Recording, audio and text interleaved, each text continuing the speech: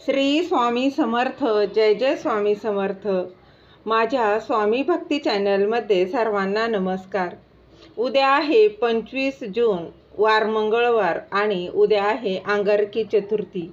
या दिवशी गणपती बाप्पांचा पूजाविधी कसा करावा, त्याचबरोबर नैवेद्य काय दाखवावा, तसेच चंद्रोदयाचा मुहूर्त वेळ कुठली आहे ती मी या व्हिडिओ सांगणार आहे.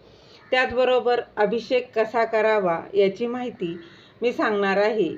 ती जाणून घेण्याआधी तुम्ही माझ्या स्वामी भक्ती चॅनलला सबस्क्राईब नक्की करा. बघा, अंगारकीला व्रत उपवास करून विघ्नहर्त्या गणेशाची पूजा केली जाते. दर महिन्याला संकष्टी चतुर्थी व्रत करत असतो आपण, पूजाविधी करत असतो. त्याचप्रमाणे त्या दिवशी श्री गणेशासोबतच आपण चंद्राचीही पूजा केली जाते. त्याचप्रमाणे दर महिन्यातील संकष्टी चतुर्थीचं व्रत नाही करायला जमलं तरी काहीच हरकत नाही. तुम्ही एक असं म्हटलं जातं, एक अंगारकी चतुर्थी जरी व्रत केलं तरी देखील संपूर्ण संकष्टी चतुर्थीचं फळ हे जे आहे ते आपल्याला मिळत असतं. त्याचप्रमाणे उद्या आहे अंगारकी संकष्टी. ज्येष्ठ महिन्यातील कृष्ण पक्षातील चतुर्थी तिथीला संकष्टी चतुर्थी साजरी केली जाते. ज्येष्ठ महिन्यात ही अंगारकी संकष्टी चतुर्थी ही 25 जून म्हणजेच उद्या आहे. अंगारकीला व्रत उपवास करून आपण श्री गणेशाची पूजा केली जाते. त्याचप्रमाणे दर महिन्याला संकष्टी चतुर्थी व्रत देखील करत असतो. त्याचबरोबर त्याशिवाय श्री गणेशासोबत आपण चंद्राची पूजा केली जाते. चंद्राची पूजा केली नाही तर त्याशिवाय हे व्रत हे अपूर्ण राहतं असं देखील म्हटलं जातं. अंगारकी संकष्टी चतुर्थीच्या दिवशी चंद्रोदय उशिरा होणार आहे, त्यामुळे उपवास करणाऱ्यांना चंद्र उगवण्याची खूप वाट देखील पाहावी लागणार आहे. त्याचबरोबर त्या दिवशी श्री गणेशाच्या पूजनाची वेळ कोणती किंवा चंद्र अर्घ्याची वेळ आणि चतुर्थीच्या व्रताचं महत्त्व देखील जाणून घेऊया.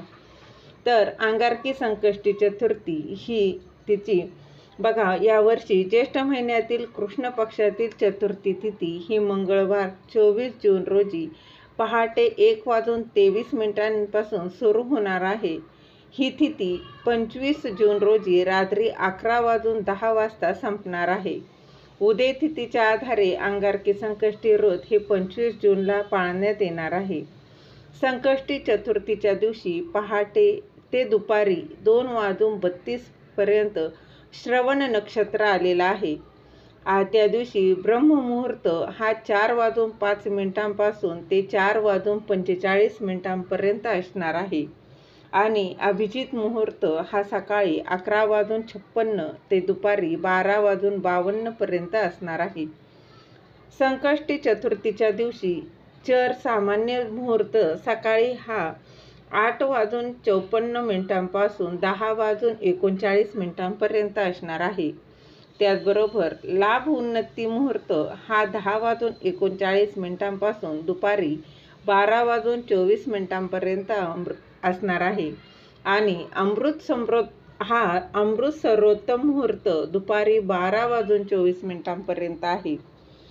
म्हणजेच काय तर 25 जून रोजी अंगारकी संकष्टी व्रत करणाऱ्यांनी रात्री 10:27 नंतरला तुम्हाला चंद्राला अर्घ्य अर्पण करायचा आहे. चंद्राला ओवाळायचं आहे, प्रार्थना करायची आहे आणि त्यानंतरच उपवास सोडायचा आहे. अंगारकीच्या रात्री साधारणतः 10:30 नंतर चंद्रोदय होणार आहे. चंद्र अर्घ्य दिल्याशिवाय संकष्टी चतुर्थीचं व्रत पूर्ण होणार नाही, कारण चंद्रदेवाला श्री गणेशाचा आशीर्वाद मिळालेला आहे. अंगारकी संकष्टी चतुर्थीच्या व्रताचं महत्त्व देखील थोडक्यात जाणून घेऊया. अंगारकी संकष्टी चतुर्थी म्हणजे संकटांचा नाश करणारी ही चतुर्थी मानली जाते. जो खऱ्या मनाने हे व्रत करत असतो, उपवास करतो आणि त्याची विधीप्रमाणे श्री गणेशाची पूजा करतो ना, त्याच्यावर श्री गणेश त्याच्यावर कुठलेच संकट येऊ देत नाहीत. त्याचे संकट दूर करत असतो. त्यांच्या जीवनात सर्व काही मंगल अशा गोष्टी आणत असतो आणि त्यांच्या कामात नेहमी यश मिळवून देत असतो. गणपतीला विघ्नहर्ता असंही म्हटलं जातं. त्यामुळे आपल्या भक्तांवर कोणत्याही संकटात ते एकटे सोडत नाही असं देखील म्हटलं जातं. या गणेशाची आपण नैवेद्य बघा, श्री गणपती बाप्पांना नैवेद्य म्हणून तुम्ही मोदक अर्पण केले तर अतिशय उत्तम. बघा, तुम्ही 11 मोदक अर्पण करू शकता, 21 मोदक अर्पण करू शकता. जशी तुमची इच्छा असेल तेवढे तुम्ही मोदक नक्कीच अर्पण करायचे आहे. त्याचबरोबर अभिषेक हा सकाळी तुम्ही तुमच्याकडं श्री गणेशांची जर मूर्ती असेल तर त्यावर अभिषेक करायचा आहे. मग तुम्ही पाण्याने करू शकता, दुधाने करू शकता, अगदी पंचामृताने देखील श्री गणेशांचा अभिषेक करायचा आहे. आता बघा, तुम्ही जर पाण्याने जरी अभिषेक केला तर अभिषेक करताना तुम्हाला गणपती अथर्वशीर्ष म्हणायचं आहे. गणपती अथर्वशीर्ष तुम्हाला येत नसेल तर तुम्ही गणपती स्तोत्र म्हणा, आणि तेही येत नसेल तरी काहीच हरकत नाही. ओम गणगणपते नमः या मंत्राचा जप करायचा आहे आणि तुम्ही गणपती बाप्पांना अभिषेक करायचा आहे. त्याचबरोबर जे हे अभिषेकाचं पाणी आहे ना, ते तुम्ही तुमच्या मुलांना प्यायला द्या. तुम्ही स्वतः पिलात तरी काहीच हरकत नाही, किंवा तुमचा पिण्याचा जो काही माठ आहे त्यात जरी तुम्ही ते अभिषेक केलेलं पाणी जे आहे ते त्यात टाकलं आणि सर्वजण घरातील व्यक्ती पिले तर अतिशय उत्तम. कारण आपण अभिषेक करत असताना मंत्र म्हणत असतो त्याचबरोबर त्या तीर्थ तयार झालेलं असतं आणि आपण त्या तीर्थाचा एवढा चांगला उपयोग मला तरी वाटतं दुसरा कसाच होऊ शकत नाही. बघा, कारण गणपती बाप्पा ही बुद्धीची देखील देवता आहे. त्यामुळे तुम्ही जर हे पाणी तुमच्या मुलांना जर प्यायला दिलं तर त्या मंत्र म्हटल्यामुळं त्याच्यात एक शक्ती तयार झालेली आहे आणि ती आपल्या मुलांनी पिल्यानं आपल्या मुलांच्या बुद्धीत देखील वाढ होणार आहे. त्याचबरोबर अभिषेक करत असताना आपल्या मुलांना देखील गणपती अथर्वशीर्ष म्हणायला लावा किंवा गणपती स्तोत्र म्हणायला लावा. तुम्हाला येत नसेल, तुमच्या मुलांना देखील येत नसेल तर तुम्ही किमान यूट्यूबला लावून तुम्ही श्रवण करू शकता. अतिशय गणपती बाप्पांची ही उच्च कोटीची सेवा आहे. नक्की करा आणि अनुभव घेऊन बघा.